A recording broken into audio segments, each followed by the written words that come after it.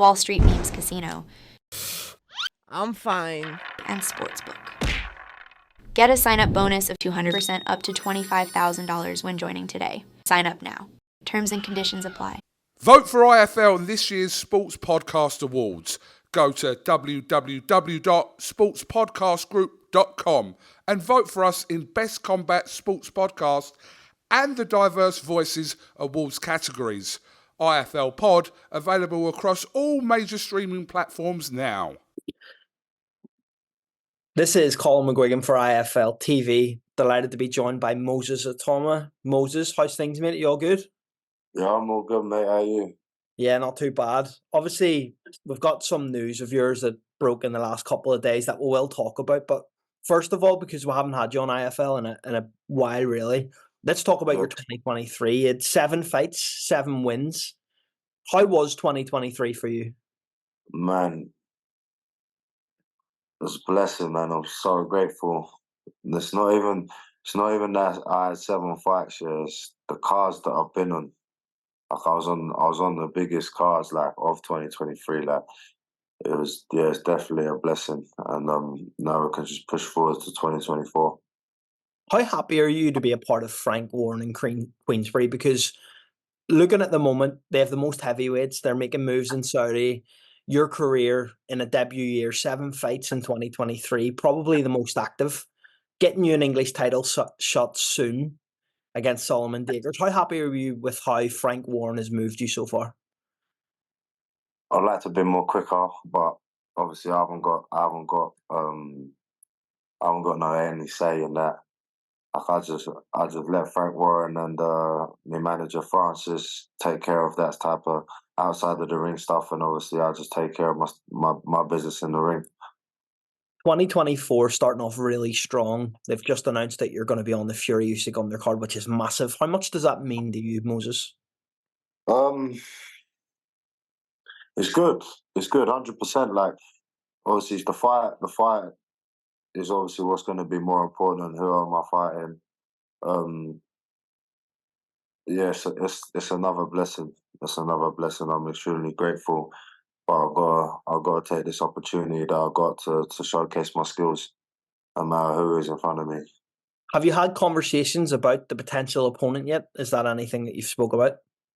Yeah, I have, but Francis don't really say too much. He's just like, be like a couple of weeks before, he'll just send me, he'll be like, this is who you got, to get what I mean? Like, and it doesn't matter, because at the end of the day, you just prepare to be prepared for everything. So just go into the ring and be prepared for everything.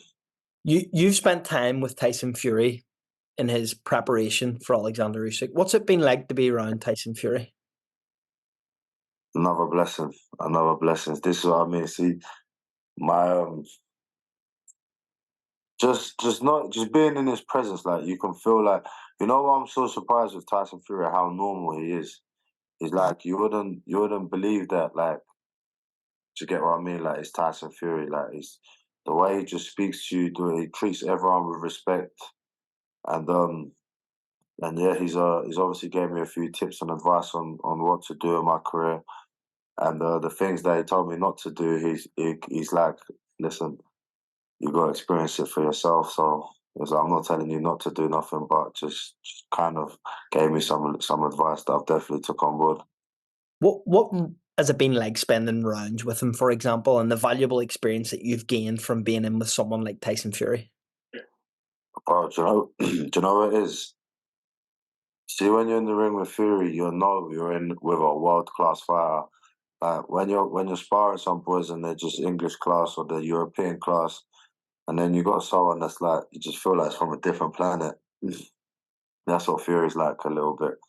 Like, for a big guy, man, I ain't got a clue how he moves so well. His engine and also his hand speed is nice, out of this world, 100%. You're in a very beneficial position, and a lot of boxing fans and analysts would love to be in your position to see Tyson Fury in this camp, because he's been very quiet. How is he looking ahead of the Alexander Usyk fight, and how do you think that fight goes, in your opinion? I'm not gonna say nothing. I'm confident. I'm confident he's gonna win. yeah, we're just gonna have to wait and see. In terms of yourself and what you've learnt in 2023, what will you be bringing into 2024? What has Moses Itauma learnt in 2023 in your debut year?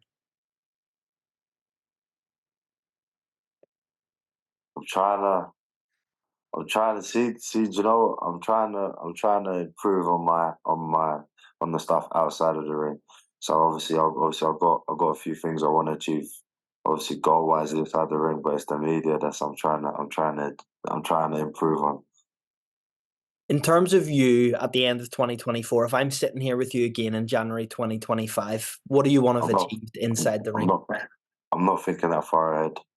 I've got a fight and I've got an opponent on February the 17th, and that's all I'm thinking about at the minute. I said I'm not thinking about nothing too far ahead, a year ahead, because anything can happen.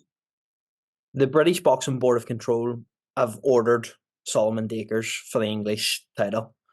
How excited are you for that fight? And is that something? He's not going to take it, man. Like, listen, we've offered that fight to him. I think just before Christmas.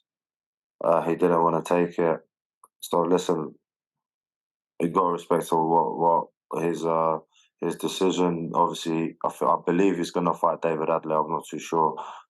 Obviously, it's understandable. He's more of a high reward, low risk type of fighter. So, or than me anyway.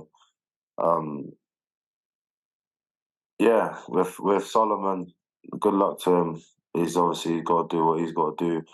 Obviously, I've got to do what I've got to do, and I'm not going to be standing around waiting for no one. I just got to move on to the next man.